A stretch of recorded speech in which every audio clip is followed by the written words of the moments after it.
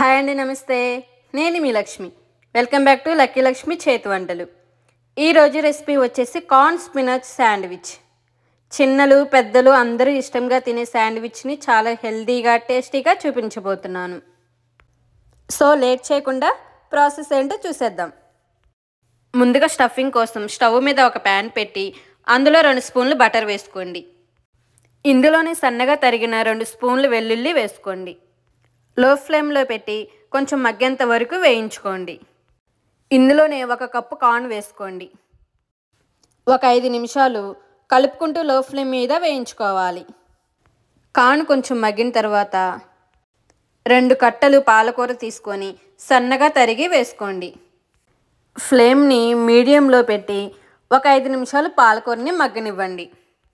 పాలకూరలో water release అయ్యి water ఇంకెంత వరకు పాలకూరని ఉడికించుకోండి. ఇప్పుడు ఇందులోనే 1 స్పూన్ గోధుమ పిండి వేసుకొని ఒకసారి అంతా బాగా కలిసేలా కలుపుకోండి.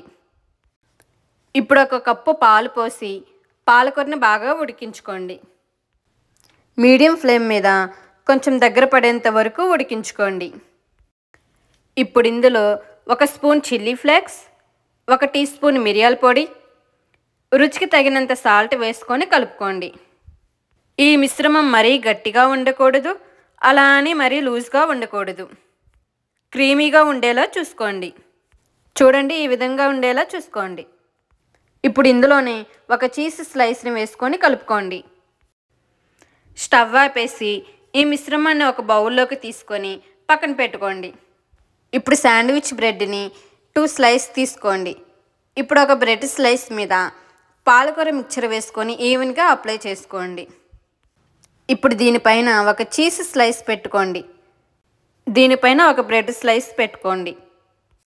ఇప్పుడు బ్రెడ్ ఒకవైపు కొంచెం బటర్ వేసుకొని అప్లై చేసుకోండి.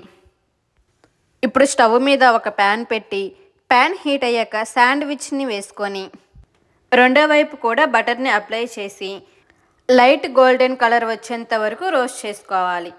ఇప్పుడు రెండో వైపు కూడా తిప్పి రోస్ట్ చేసుకోవాలి. అంతే అండి.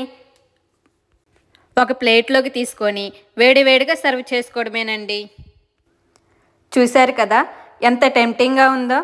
మీరు కూడా ట్రై చేసి ఎలా వచ్చిందో కామెంట్ చేయండి. ఈ వీడియో నచ్చినట్లయితే లైక్ చేసి మీ ఫ్రెండ్స్కి ఫ్యామిలీ మెంబర్స్కి షేర్ చేయండి. అలాగే మన ఛానల్ని ఫస్ట్ టైం చూసినట్లయితే సబ్స్క్రైబ్ చేసుకోండి.